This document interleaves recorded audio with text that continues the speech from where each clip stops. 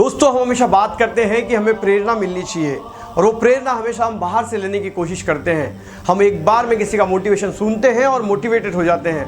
मैं वो एक छोटी सी कहानी बताने वाला हूँ, जो एक कहानी आपको बताएंगी कि एक्चुअल में प्रेरणा होती क्या है, इंस्पिरेशन होता क्या है।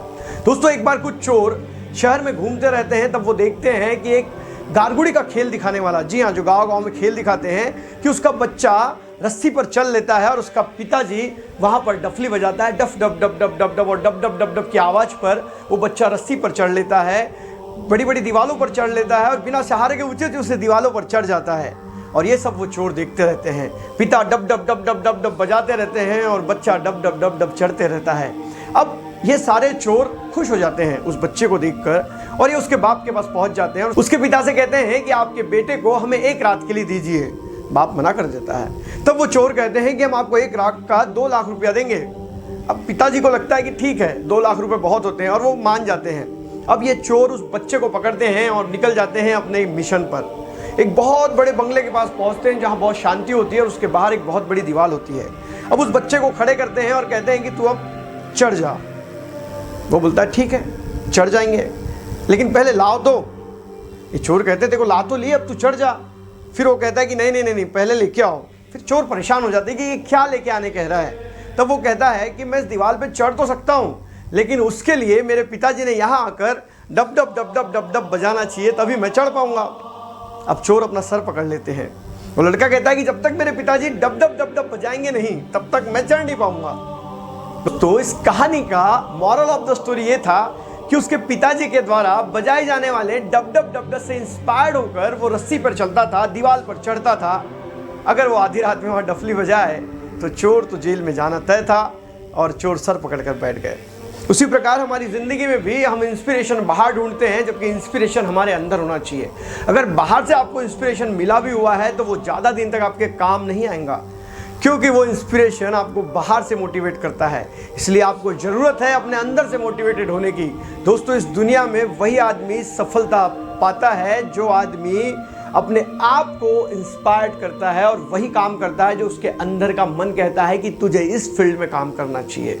बाकी लोग तो सिर्फ और सिर्फ कोलू के बैल तरह पिस रहे हैं। बाकी उनकी ज़िंदगी में खुशी नहीं है, क्योंकि वो काम कर रहे हैं जो उनके मन से तो आया ही नहीं है। बस हालातों ने और समय ने उन्हें वहाँ पहुँचा दिया है और उन्होंने कभी उस हालात और उस समय को बदलने की कोशिश ही नहीं की। और इसीलिए शायद दुनिया के 99% लोग अपनी ज़िंदगी में वो चीज़ें हासिल नहीं कर पाते जिसके वो हकदार होते हैं, क्योंकि भगवान ने इस दुनिया में हर किसी को नवाजा है एक अलग हुनर से।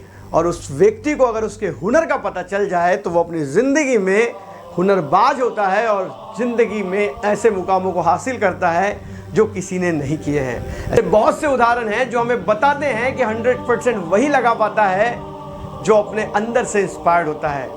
बाकी पुश करके और धक्का देके तो हज़ारों बच्चों की ज़िंदगी बर्बाद हो रही है। आज स्टूडेंट अपने दिल पे हाथ रख के ये पूछें कि उन्हें ज़िंदगी में क्या करना है, लेकिन उनका तो गोल ही सेट नहीं है। आज हमारे देश के युवा 18, 19, 20 साल के हो जाते हैं, लेकिन उन्हें ये पता नहीं होता कि उनको ज़िंदगी में करना क्या है। और फिर वो कहते हैं कि हमें मार्गदर्शन करने वाला कोई नहीं है, जबकि आज इतना बड़ा प्लेटफॉर्म अवेलेबल है जहाँ से आप जो चाहते हैं वो पा सकते हैं। कोई बच्चा कहता है मुझे पढ़ने के लिए जगह अवेलेबल नहीं है, मुझे पढ़ने के लिए टीचर्स नहीं है। अगर वो ऐसा कहता है तो वो एक नंबर का झूठा है, क्योंकि हर चीज़ आज के तारीख में आपके हाथ में जो ये मोबाइल है इसमें अवेलेबल है। बस आपकी करने की इच्छा होना चाहिए, आपके अंदर का इंस्पिरेशन होना चाहिए जो आपको वो काम करने पर मजबूर करे।